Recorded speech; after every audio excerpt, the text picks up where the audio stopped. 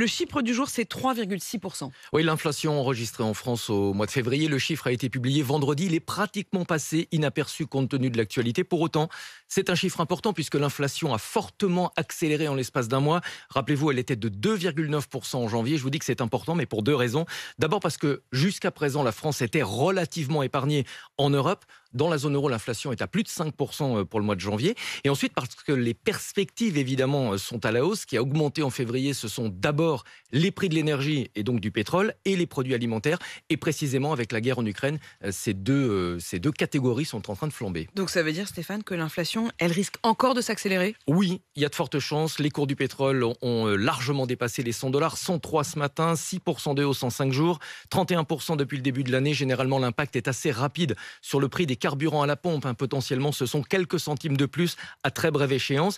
Et puis, il y a aussi les matières premières agricoles. On le rappelle, la Russie, c'est le premier exportateur mondial de blé. L'Ukraine, le quatrième. Les cours ont grimpé de quasiment 7% en 5 jours, ce qui risque de faire grimper les prix des produits alimentaires, le pain, les céréales, les biscuits, mais aussi de manière indirecte le lait et la viande, puisque le bétail, ça mange aussi des céréales. Donc la guerre en Ukraine va sans doute faire encore grimper les prix à la consommation. Et si ça vient s'ajouter, Apolline, aux 3,6% que l'INSEE a déjà mesuré en février en termes de pouvoir d'achat, c'est assez inquiétant. Et justement, sur ces questions de pouvoir d'achat, vraiment très concrètement, ce qui va se passer pour votre caddie, pour votre panier de courses, le patron de Lidl France sera mon invité, ne le manquez pas, à 7h40 sur RMC. Place aux histoires.